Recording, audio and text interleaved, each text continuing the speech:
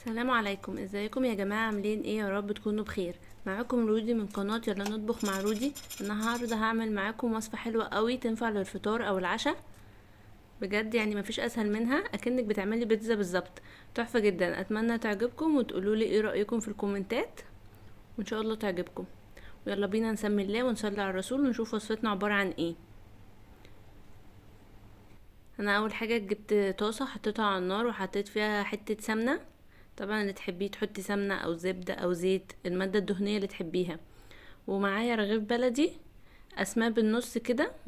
وحطيت اول طبقه من العيش وحطيت فوقيها بيضه، وهفرد البيضه كده بالمعلقه.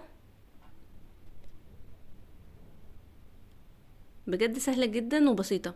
وبعد كده انا حطيت ملح وفلفل، بس معلش الحته دي ما اتصورتش. وبعد كده حطيت بسطرمه. طبعا اي حشو عندك انت تحبيه، يعني ممكن تعملي زي ما انا عملت كده فوق البيض بسطرمه، او ممكن تحطي لانشون، ممكن تحطي جبن، بس الحشو طبعا اللي تحبيه. انا عملت بيضه وفوقيها البسطرمه وفوقيها جبنه تركي. وحطيت كده شرايح طماطم وشرايح فلفل.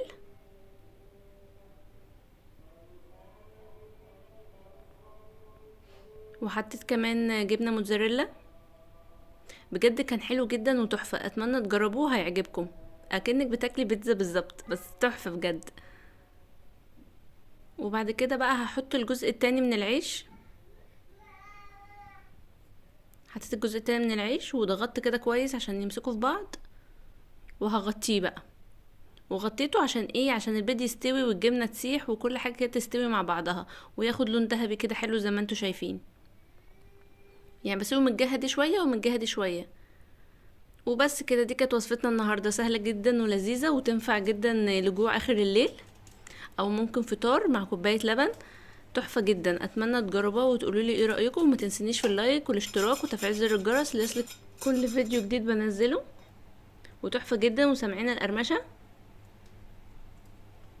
وبس كده، القاكم في فيديو جديد تاني.